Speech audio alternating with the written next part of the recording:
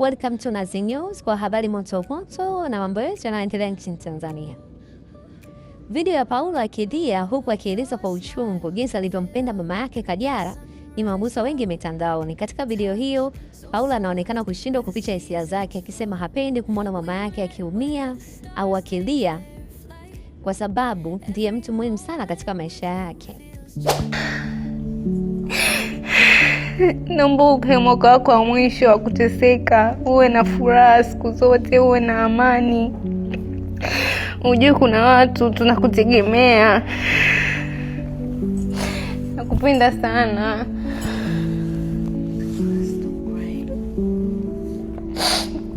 Kila nikikuona unalia nakuwa naumia. I wish ningekuwa na uwezo wa kufanya kila kitu na furaha. Usahau your past. Uwe happy always.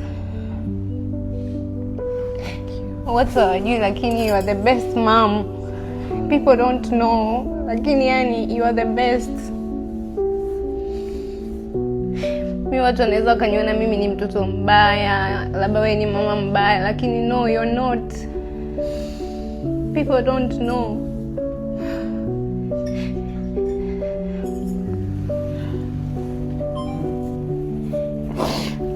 I hope you'll always be happy from now on. Uwe strong, uwe na moyo mgumu, usilie.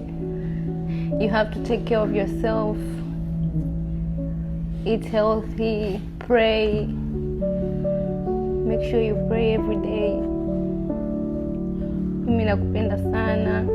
Your friends are here also, they love you. Promise me from now on you won't cry. You won't have any kind of stress. Please. I promise.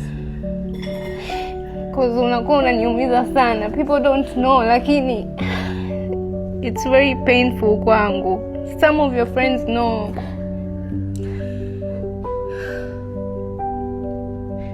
Lakini you have to know wewe ni mtu mzuri sana. Don't have any regrets. Please. Naomba Mungu akupe maisha marefu. Maisha yangu bila wewe yani hakuna kitu. You're my everything. It's okay, Paula.